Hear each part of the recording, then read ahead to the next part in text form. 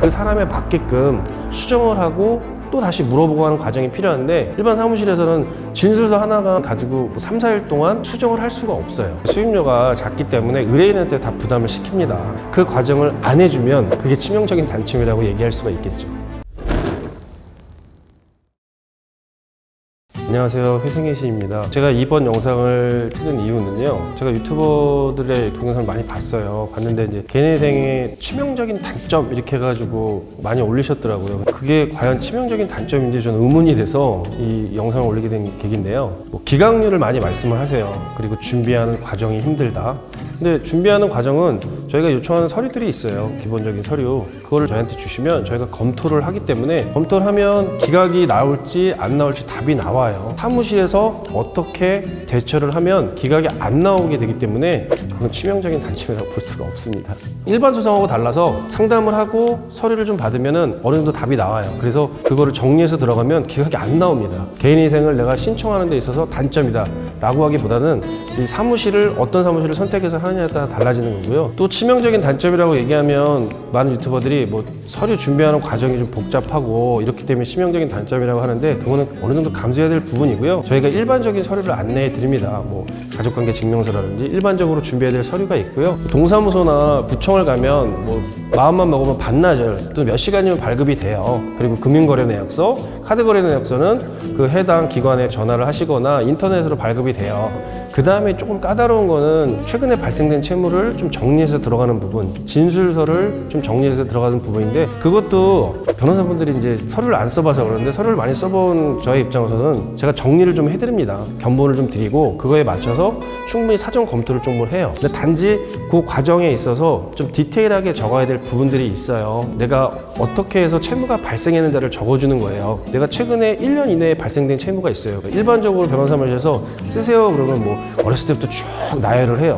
그러면 법원에서 그걸 받아봤을 때 너무 장황하단 말이에요. 그러면 나한테 이점이 되려고 진술서를 작성을 하는 건데 법원에서 안 보게 돼요. 그럼 나한테 유리한 점을 법원이 몰라주는 거예요. 그러면은 의미가 없잖아요. 작가가 아니잖아요, 우리는. 그래서 그 사람한테 그거를 작성해 오라고 하면 처음이기 때문에 되게 어렵습니다.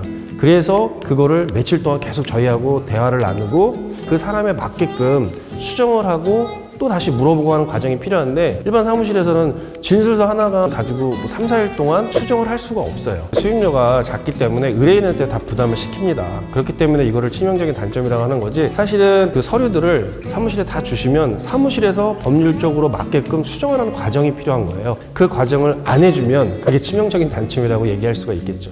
그러니까 의뢰인한테 치명적인 단점이 아니라 사무실이 그거를 정리를 해줘야 되는데, 정리를 안 했을 때 의뢰인의 책임을 돌려서 이거는 개인회생을 신청하시는 분들에게 치명적인 단점이라고 얘기하는 거지, 사실은 사무실이 부담해야 될 부분이기 때문에 의뢰인한테는 절대 치명적인 단점이 될 수 없습니다. 제가 또 유튜브 찾아보면 그 치명적인 단점 중에 신용카드 발급이 안 되고 대출이 안 된다고 말씀하시는 분이 계세요. 근데 그게 치명적인 단점인지 또 의문이에요. 어차피 신용카드 대금을 못 내서 개인회생을 신청을 하는데 신용카드를 또 만든다는 건 말이 안 되잖아요. 또 대출금도 마찬가지야. 대출금을 못 내서 개인회생을 신청을 하는데 추가 대출이 안 되니까 단점이다? 이건 단점이라고 볼 수 있는 게 아니라 하나의 과정일 뿐이에요. 그리고 개인회생을 진행하시는 분이 체크카드 사용도 가능하고요.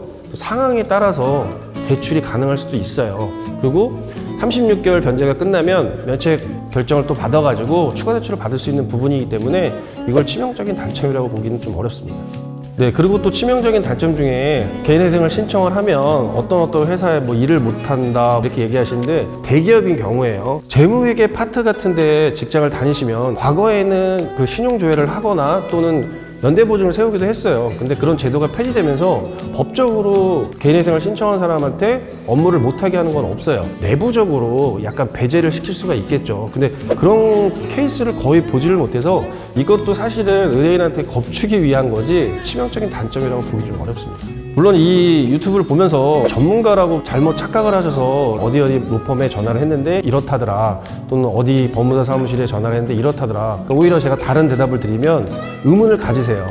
근데 그분들은 이제 뭐냐면 실무를 하지 않고 일반적으로 법률에 규정된 얘기만 해드리니까 솔깃한 거예요. 저는 실무 경험만 벌써 십몇 년을 하다 보니까 그 사실은 어떤 것들이 잘못되고 어떤 게 좋고 이런 걸 다 알 수가 있어요. 그런 디테일한 상황을 말씀드릴 수가 있는데, 유튜브를 보면 좀 답답하기도 하고 아직도 저렇게 진행을 하시는구나, 이런 생각이 좀 듭니다.